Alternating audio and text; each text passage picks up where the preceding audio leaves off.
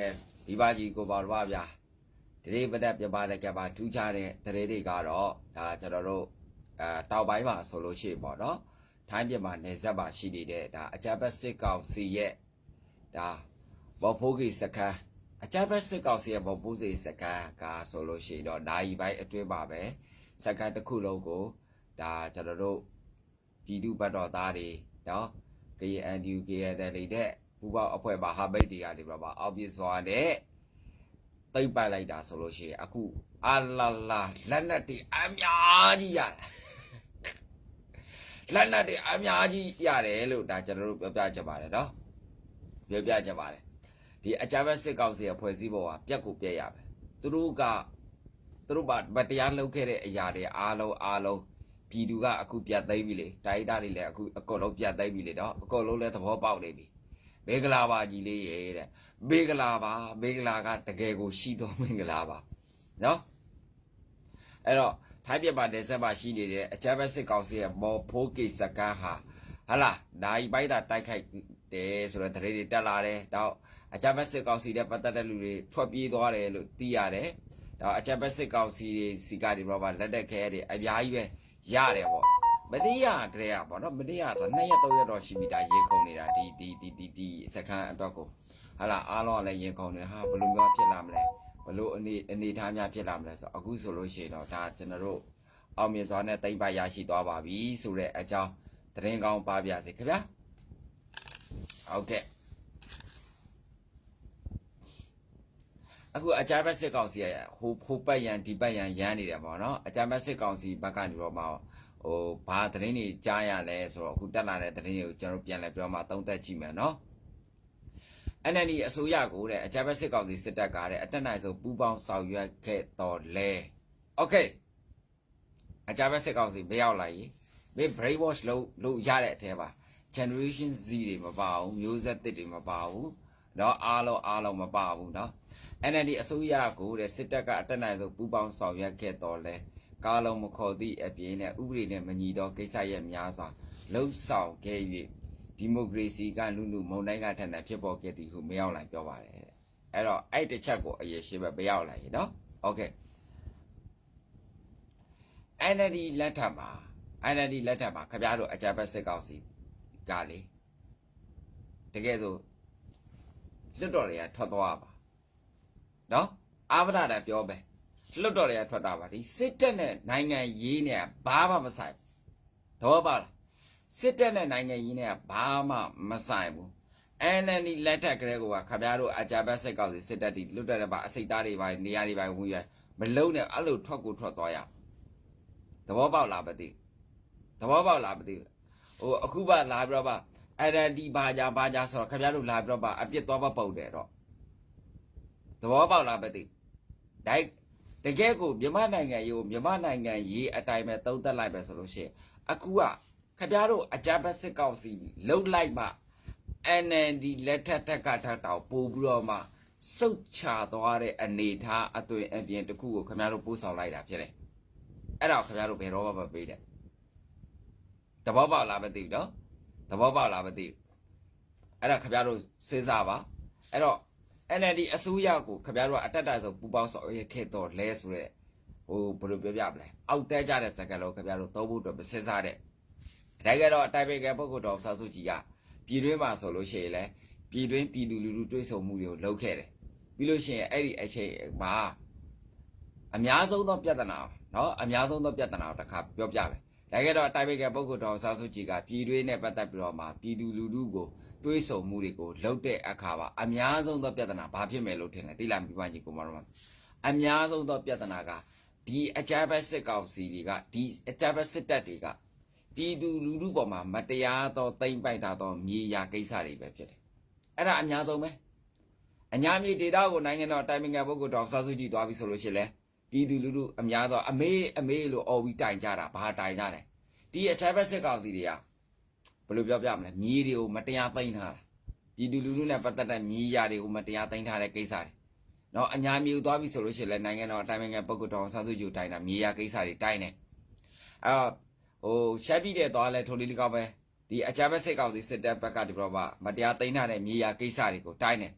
တနင်္လာတိုင်းဘက်ကိုသွားမယ်ဆိုလို့ရှိရင်လည်းအကြမ်းဖက်စစ်ကောင်စီစစ်တပ်ကမတရားသိမ်းထားသောမြေယာကိစ္စတွေတိုင်းတယ်ထုံးနည်းကောင်းမဲ့ကရင်ပြည်နယ်ကိုသွားမယ်ဆိုလို့ရှိရင်လည်းအကြမ်းဖက်စစ်ကောင်စီစစ်တပ်ကမတရားသိမ်းမိတ်ထားသောမြေယာကိစ္စတွေကိုတိုင်းတယ်အဲ့လိုမျိုးပြည်သူလူထုကနိုင်ငံတော်တိုင်ပင်ခံပုဂ္ဂိုလ်တော်ဆဆုကြည်ကိုဒီအကြမ်းဖက်စစ်ကောင်စီကမတရားသိမ်းထားတဲ့မြေယာကိစ္စတွေနဲ့ပတ်သက်ပြီးတော့မှတိုင်ပြီးဆိုလို့ရှိရင်တိုင်ပြီးဆိုလို့ရှိရင်ဒီအကြမ်းဖက်စစ်ကောင်စီမရောက်လာသူတို့နဲ့ပတ်သက်တဲ့ဒီစစ်တပ်ဘက်ကလူတွေမျက်စိတွေမျက်နှာတွေအကောင်လုံးပြတ်တယ်။ဘာဖြစ်လို့လဲပြည်သူလူထုတွေ့ဆုံမှုလေလောက်တဲ့အခါပါမျက်စိမျက်နှာကိုပြတ်လို့နော်ဒါကြတော့အတိုင်ပင်ခံပုဂ္ဂိုလ်တော်ဆန်းစုကြည်ကစကားပြောပြီးဟလာမြေယာကိစ္စတွေစကားပြောပြီးဆိုသူတို့မျက်စိမျက်နှာတွေကိုပြတ်လို့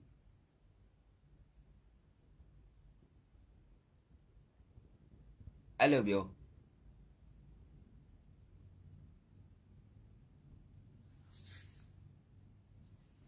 မျက်စိပြက်မျက်နှာပြက်ဟိုကမလုံးတက်ဒီကလုံးတက်အဲ့လိုမျိုးသူတို့တွေကမျက်နှာတွေပြက်ကြတယ်ဘာဖြစ်လို့လဲဆိုတဲ့အခါကြတော့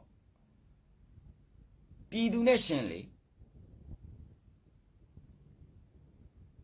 ပြည်သူနဲ့ရှင်လေဒီမြေယာကိစ္စတွေပြည်သူဒီအမှန်တရားပဲဒီနေ့ဒီချိန်ဒီအမှန်တရားလုပ်တော့မယ်အခုမှကာလုံးမခေါ်သည့်အပြင်ဥပဒေနဲ့မညီတော့ကိစ္စရဲ့များစွာကာလုံးမခေါ်အခုမှကာလုံးနေပါမင်းအောင်လိုင်းတို့ဒီခရိုနီတွေအာနာရှင်တွေဆိုတာပြည်သူတွေသဘောပေါက်ပြီးသွားပြီတက်မတော်ကိုလည်းခင်ဗျားတို့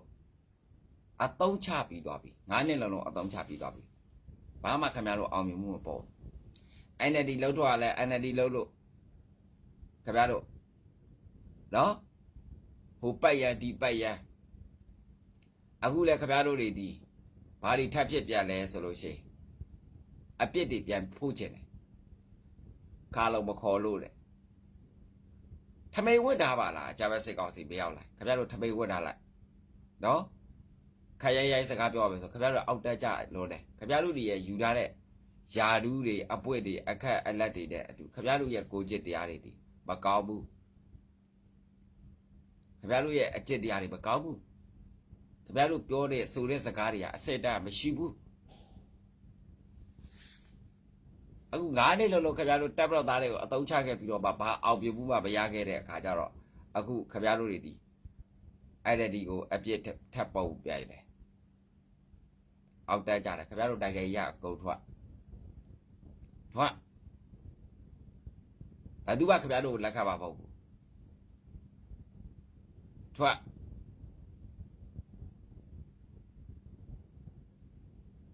စုပ်ပြတ်သားတွေရပဲသူပြတိုက်ကပါဆိုလို့ရှိရင်လေအကုန်လုံးအစစ်ပြေးနေပြီအားလုံးအစစ်ပြေးနေပြီအစစ်မပြေးတာမြန်မာနိုင်ငံမဲ့အာဆီယံပါ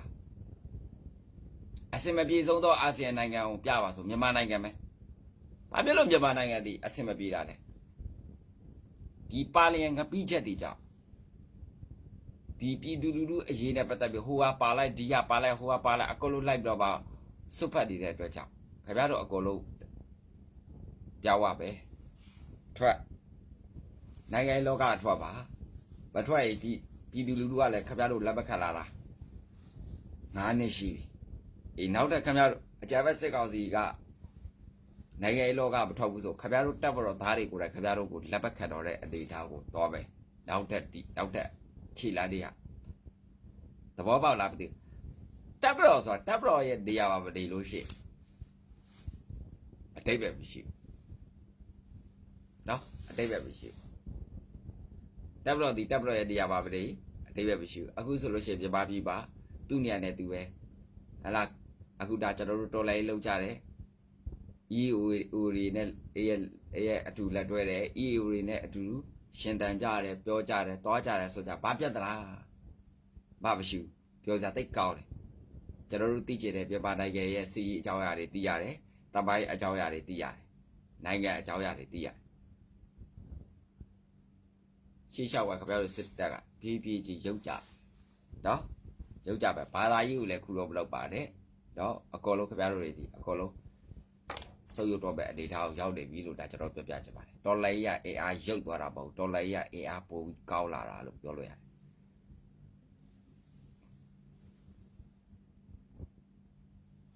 ကဲဒါကတော့ဒီနေ့ရဲ့ထူးခြားသော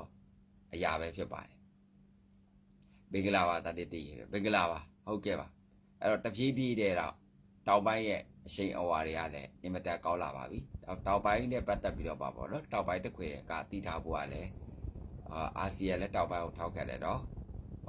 တော့ထိုင်းနိုင်ငံဒီလည်းတောင်ပိုင်းတစ်ခွေအကုန်လုံးကိုထောက်ခံတယ်လှုပ်ရှားရှိရတာရဲရဲလှုပ်ပါပြည့်ပြည့်တသားသွားပါလှုပ်ရှားရှိရရဲရဲသွားပါ